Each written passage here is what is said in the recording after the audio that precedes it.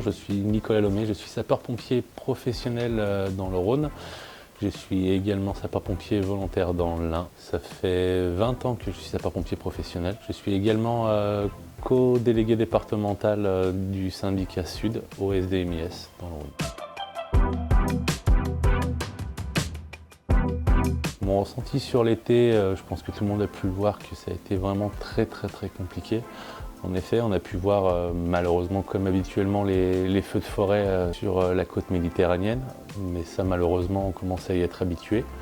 Mais ce qui est le plus inquiétant, c'est qu'on a pu en voir également des feux de forêt à d'autres endroits qu'en Gironde, ce qui était beaucoup plus rare, et encore plus inquiétant, c'est au niveau de la forêt de Brocéliande.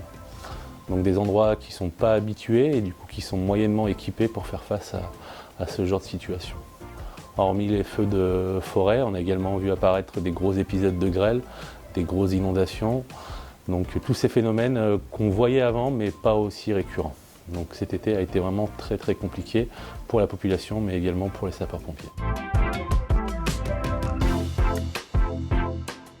Le problème de ces phénomènes climatiques, c'est qu'il y a les épisodes qu'on a malheureusement tendance à oublier très rapidement, qui sont les feux de forêt. Donc déjà on en parle de moins en moins, malgré que ça continue encore à certains endroits, mais également tout ce qui concerne un peu plus les particuliers. C'est-à-dire que les périodes de sécheresse jouent un rôle vraiment très négatif sur les constructions bâtimentaires. En effet, on a vu apparaître dans certaines maisons un peu de partout des fissures qui rendent les lieux insalubres et impossibles à habiter. Donc ça ne fait pas beaucoup écho dans la presse parce que c'est vraiment du particulier, c'est du cas par cas. Mais il y a beaucoup d'habitations qui sont touchées. D'autant plus, autre phénomène qu'on a tendance un peu à oublier, c'est que les forêts qui brûlent, ça favorise également les entrées de vent.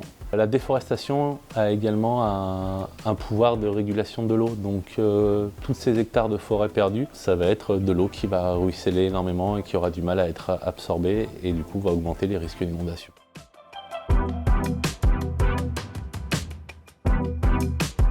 La prévention de ces catastrophes se fait à tous les niveaux, ne serait-ce déjà au niveau des particuliers, avec du débroussaillage qui doit être fait et comme il faut, que ce soit l'arrêt des jets de mégots dans la nature, que ce soit l'arrêt également des feux de camp n'importe où, n'importe comment. Ça se fait également au niveau des collectivités, par l'arrêt de construction dans des zones inondables, mais également par des forts messages de prévention. En effet, pour pouvoir prévenir, il faut bien connaître les risques. Donc on a besoin de formation, mais également de moyens.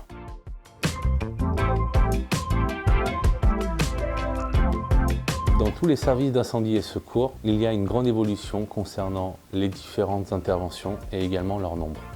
Nous avons sollicité depuis plusieurs années le ministère de l'Intérieur pour organiser un Beauvau de la sécurité civile regroupant tous les acteurs afin de faire une grande table ronde et de mettre à plat à la fois les moyens, les effectifs, le temps de travail et surtout les finances.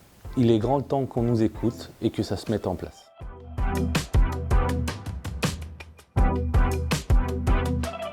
En effet, bon nombre de collègues, malheureusement pas assez, prennent le train pour se rendre à leur domicile. Et il n'est pas rare qu'il y ait quelqu'un qui fasse un malaise dans ces transports et que du coup on a besoin de sapeurs-pompiers. L'avantage de ce dispositif permettra de clairement signaler les sapeurs-pompiers à bord d'un train, permettant aussi également une réactivité plus rapide. Donc ce sujet a déjà été abordé, on devait nous recontacter, on attend toujours ce rappel. On reste à la disposition, on est ouvert. Dans la région Auvergne-Rhône-Alpes, les forces de l'ordre ont droit à la gratuité au niveau des trains, ce qu'on peut tout à fait comprendre. Dans d'autres régions, les forces de l'ordre également et les sapeurs-pompiers. C'est le cas de la région PACA. En Auvergne-Rhône-Alpes, on n'est pas intégré à ce dispositif.